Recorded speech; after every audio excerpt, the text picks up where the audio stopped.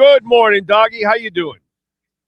Good morning. Yeah, another Friday, and I'm just loving that we got through this early part of the offseason. They settled their GM, settled their coach, got introduced to the two of them yesterday, and then now, we're just getting through all these steps. Now it's going to be about Jeff Hafley putting together this staff. Then pretty soon you get into how John Eric Sullivan is going to be managing this roster this offseason, getting to the combine eventually. Perk will be at the Senior Bowl next week. So, it just keeps on going here in the offseason. So you guys are sending Perk to the Senior Bowl? Perk Senior Bowl. I'll be at the combine next month. Then before you know it, it's free agency, and then you prepare for the draft. It just keeps on going. Free agency is before the combine. It's right around the corner, free agency, right? In the beginning of March, right?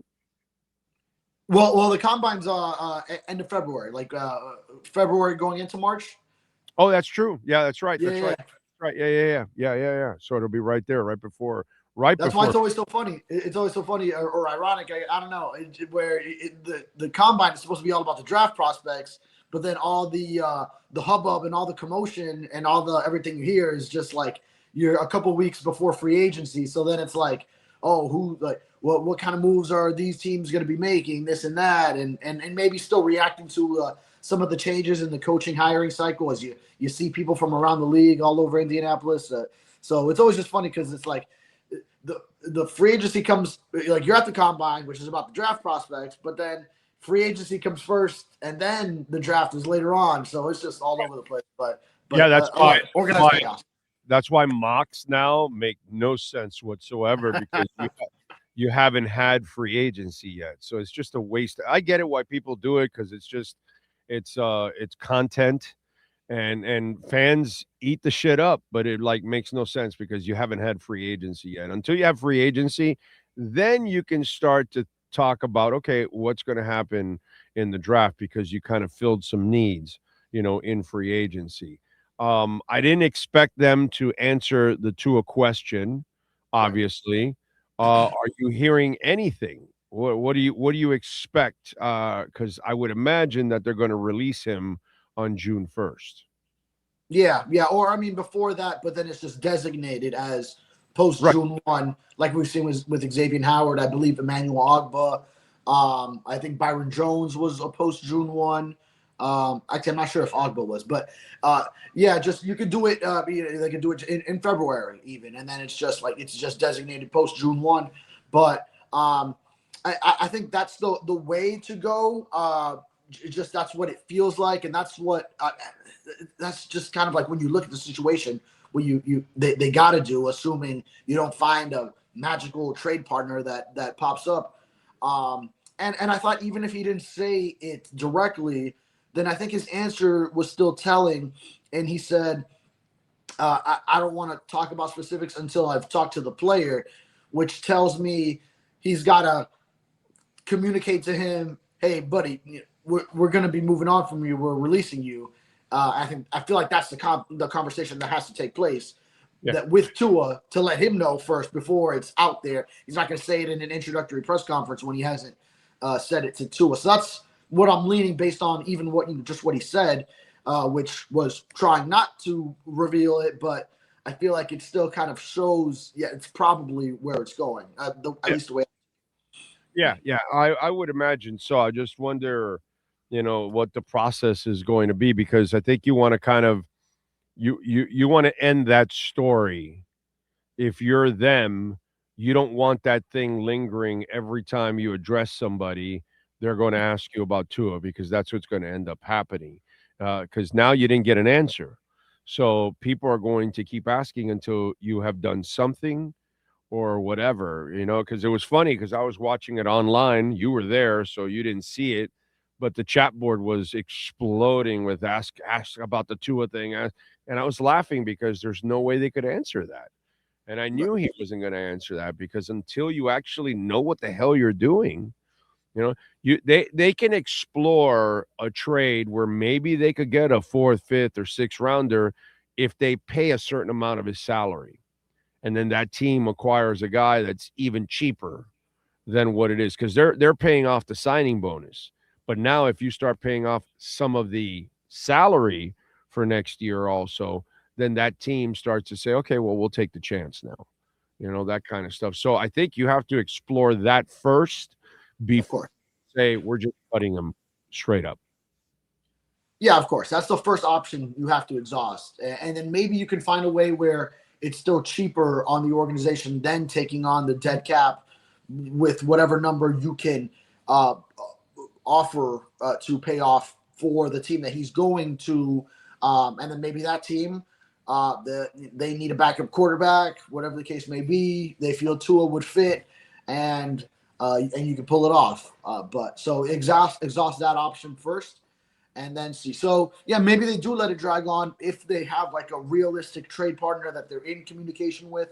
But you're right about the question continuing to be asked. So then next time I believe would be the combine. So if it's end of February, I actually need to look at the exact dates of the combine this year. I haven't gotten there yet, but Usually then, late February. You're right. yeah, late February, like that last week as it transitions into March. Then he's going to be asked then.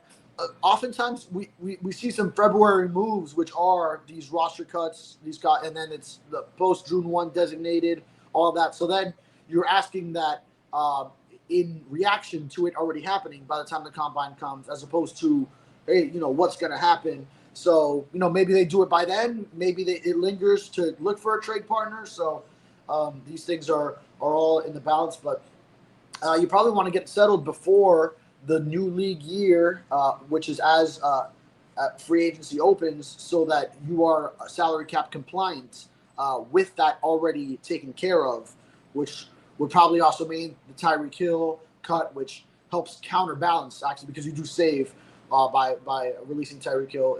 It can help counterbalance some of the dead cap, to get salary cap compliant before the new league year. Yeah, he's definitely gone, I would imagine. All right, what's going to happen at offensive coordinator? What do you think? Yeah, I mean, several candidates that I think you can look to. Like you start by looking at the Packers themselves, where they have a quarterbacks coach, Sean Mannion, who's there, making a quick rise. He was an offensive assistant before, got that job. Adam Stenovich is their current offensive coordinator, but under. But he's not really an offensive coordinator. He's just right. really more of a game planner because LaFleur calls plays. Right. LaFleur is the offensive play caller as the head coach there. So it would still be a promotion. Say it with me, LaFleur. Say it with me. LaFleur. Is that Stephen A. Smith does it like Matt LaFleur? LaFleur.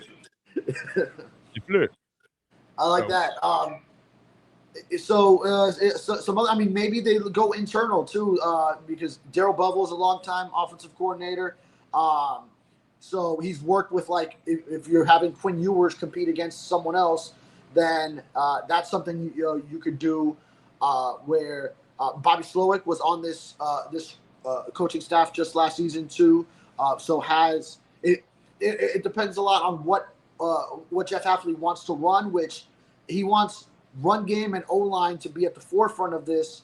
It seems like a Shanahan type of offense, which he does have some Shanahan ties. He was with Kyle Shanahan when he was San Francisco 49ers defensive backs coach. So maybe he wants to go offensively like that.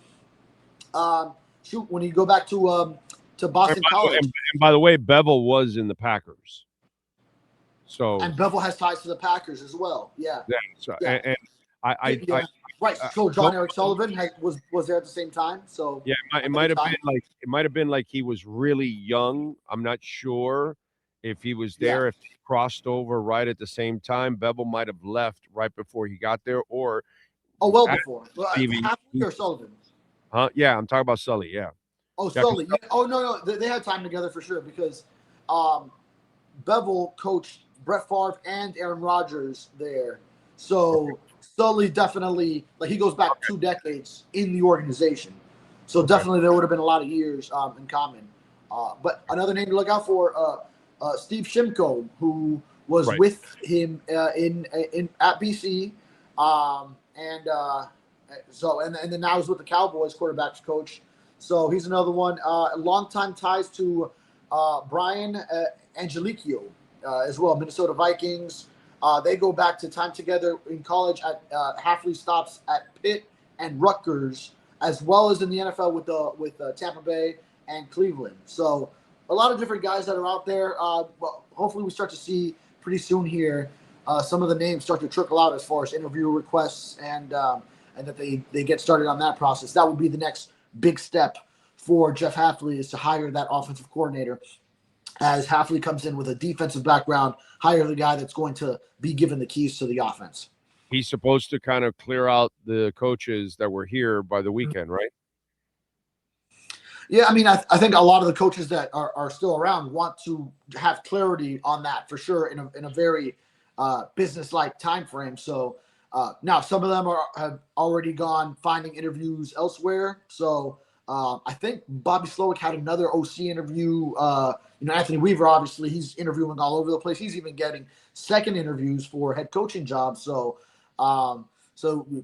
see what happens with him. I know Matthew Arujo, the cornerbacks coach, young, up-and-coming, fast-rising coach that you talk to the Dolphins corners, they all, especially even like a Rasul Douglas, who's a veteran in the league, and he's almost or might be around the same age as Arujo, speaks highly of him and the things he's learned from him in 1 year with them, despite having so many other coaches that he's had across almost a decade in the league.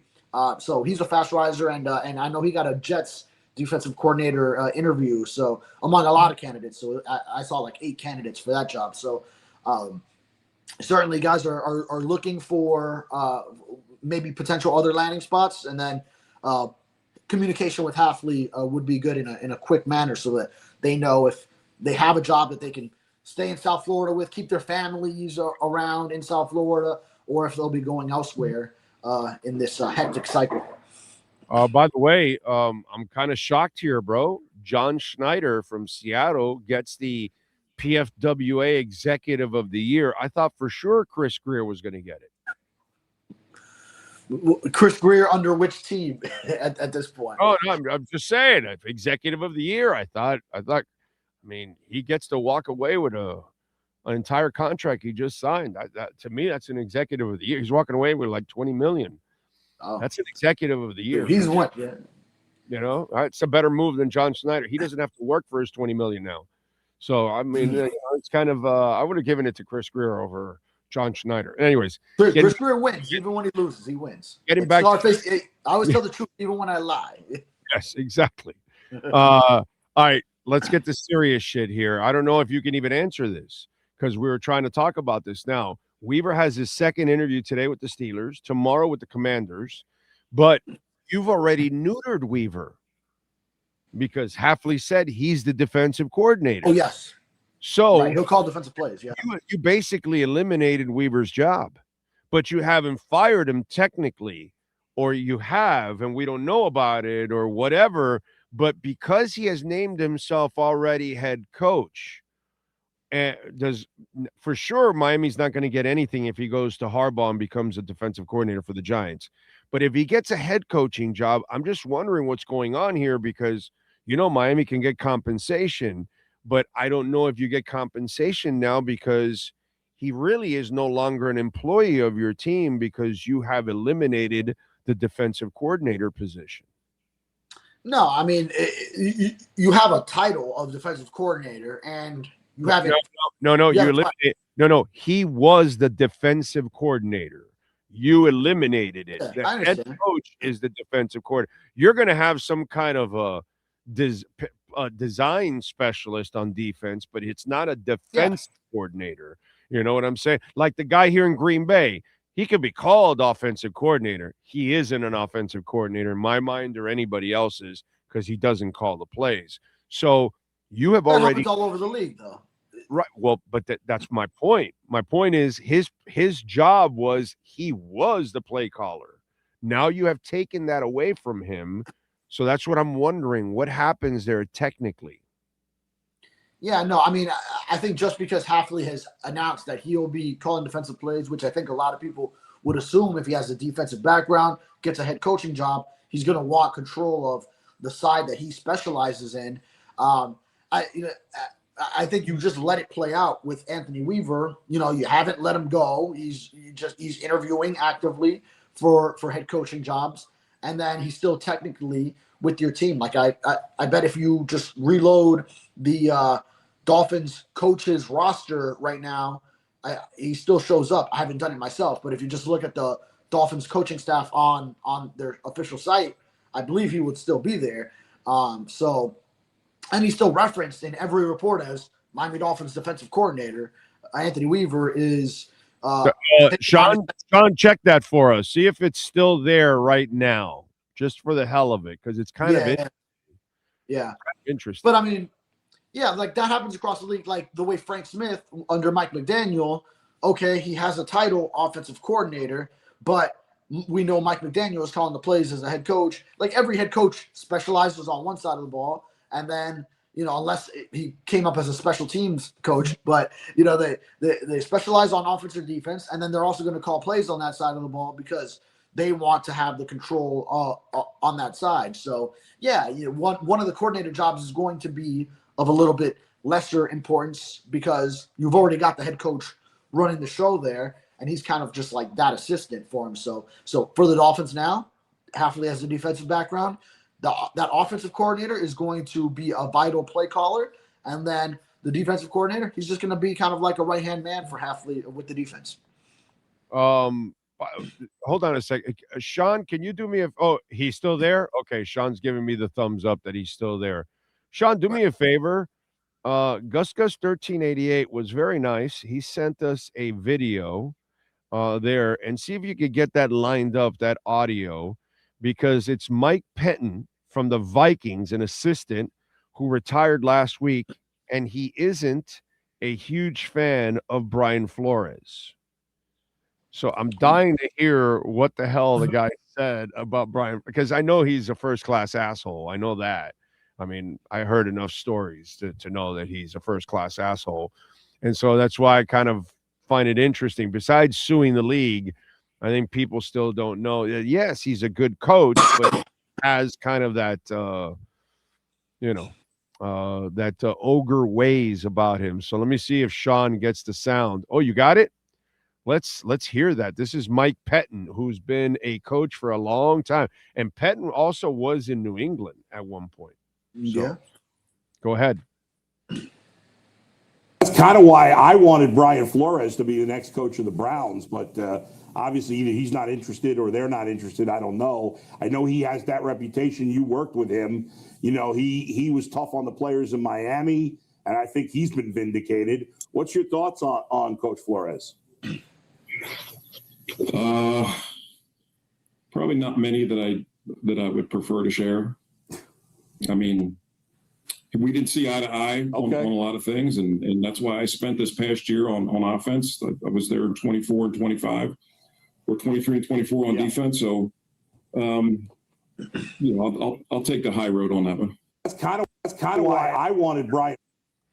All right, he didn't go all out, but he didn't want to say. He made it clear. He made his point without saying it. And I wonder how a guy like that, it's hard for you to get a job when you're suing the league, but I think it's even harder once you really get to know who the person is, and maybe, just maybe, he's just better suited to be a defensive coordinator. I mean, defensive coordinator Brian Flores is elite. Like, right. The Vikings games that I've seen in his tenure there, that have been on a national spotlight, it's like, man, the way he's got those boys going on that side of the ball. But like, it's still got to kind of stick in the back of your head. If you're ownership, like, is this guy going to sue us if we bring him in and then like something we don't see eye to eye on something? It's still got to stick in the back of your head. Everybody knows the story that they wanted to tank, and you, as an asshole, didn't want to go along with it. Which, dude, you had a 5-year contract. It's like everybody knew that go ahead, tank and get Joe Burrow, and you did not tank. And so it's, you also did not go along with the franchise. So every owner in the league is just like Stephen Ross in that sense. Like, yo, I'm the billionaire. this is what I want you to do. You better effing do it. And he did not do it. And he screwed the franchise. He screwed himself, everything. So you're a person, and I'm talking about Flores, that you don't go by what the team wants to do. Then you go against the people that hired you, and you have fought with lots of players, because he did in the Dolphins. He had problems with several players.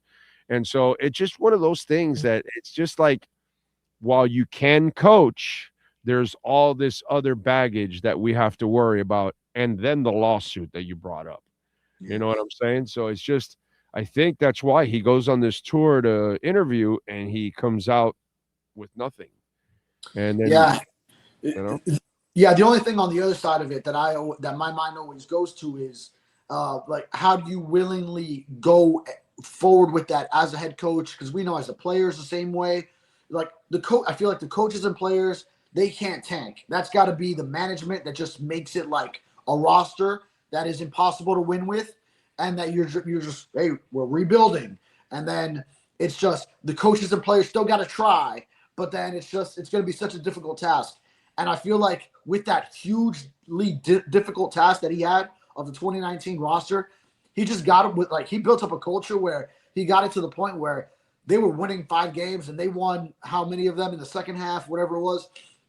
So, because then you're looking at it from his perspective, like, this is a ton of bullshit. If I'm going to go be put through this rebuild, and then in a couple years' time, you're going to say, well, Flo, look at your record. You are at 9-30 something in all these years, whatever the math comes out to.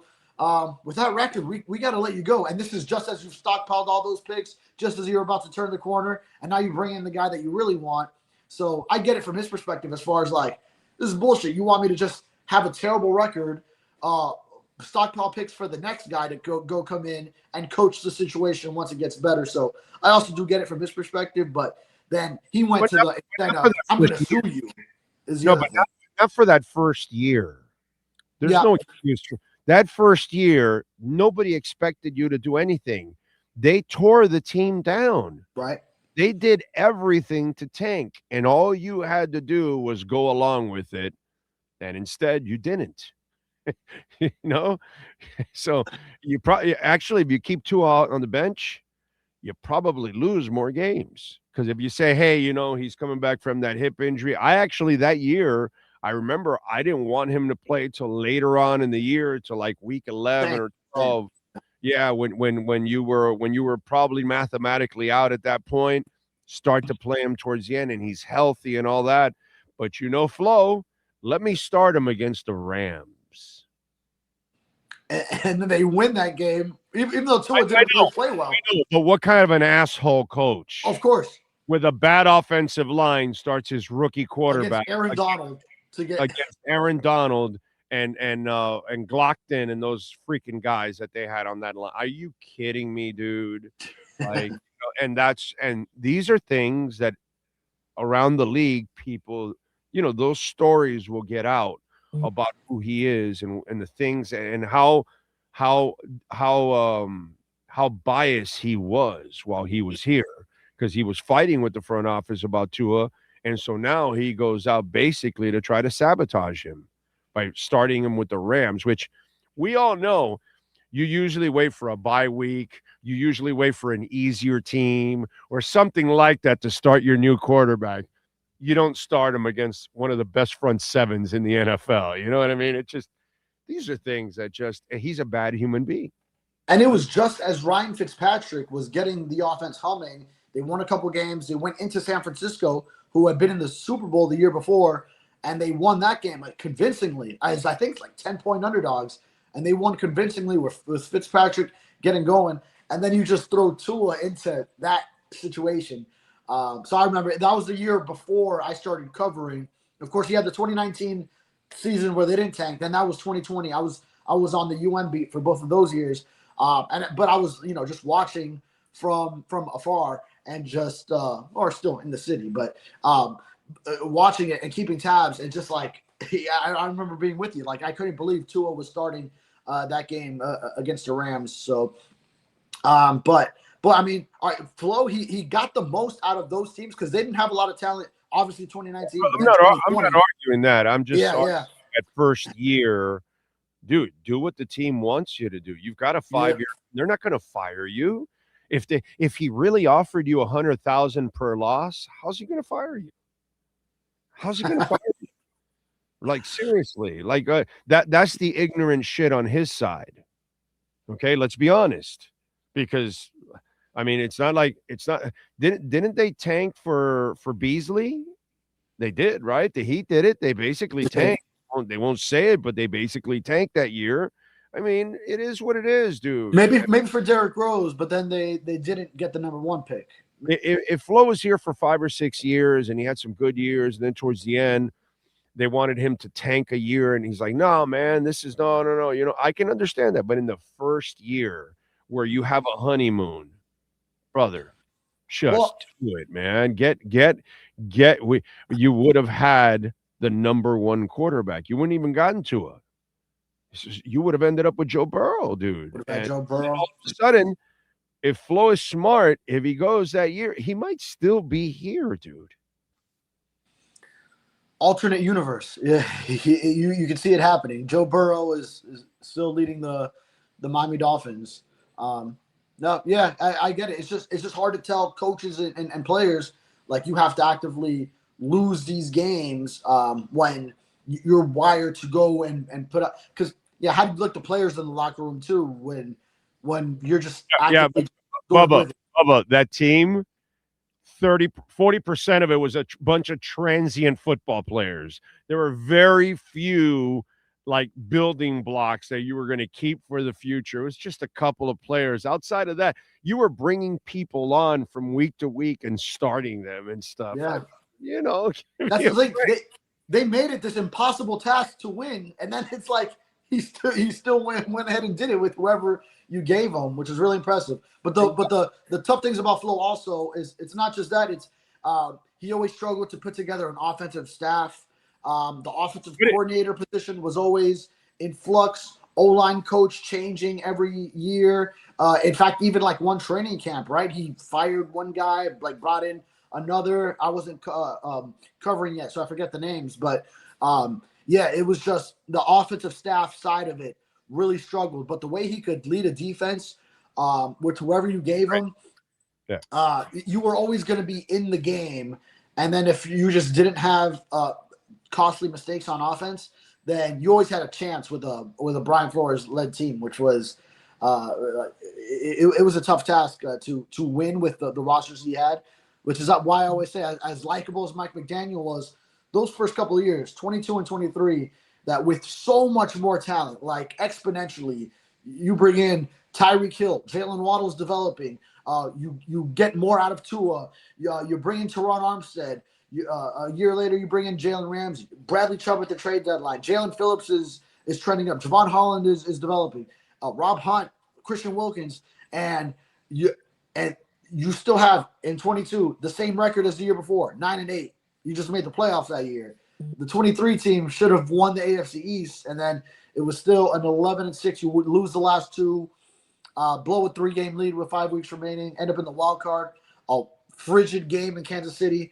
It was just like, man, Brian Flores, with the way he got the most out of those teams, if he had the rosters the next coming years, they probably would have done some more, and we probably would have a Dolphins playoff win by now. All right, follow him on Twitter at David Furones _. Make sure you catch his work there at the South Florida Sun Sentinel. David, as always, thank you, my brother. Appreciate you immensely. We will catch up on Tuesday. Yes, sir. Sounds good. You got it. There you go. Welt Rheaume, proud sponsors of our program and this segment, 954-966-4646. Bankruptcy, which a lot of people are dealing with that now. Credit card debt is at an all-time high in this country. Car loan payments, that's also default payments are happening, and obviously mortgage. And a lot of people are having problems with mortgage issues. So this could happen to me. It could happen to anybody. If you're dealing with bankruptcy, call them.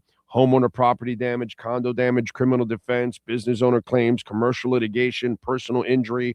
Remember, Welt Rheaume has their own what's it called? Now I'm blanking on what I normally say. Wow. Adjusters.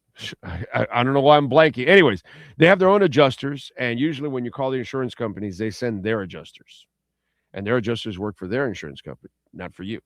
Well, they have their own, and then they protect you. And then they call the insurance company. You never have to call the insurance company, which is a beautiful thing. You have enough with dealing with your home or your business or all of that. You don't need to deal with the insurance company. Call Welt Rheaume, 954-966-4646.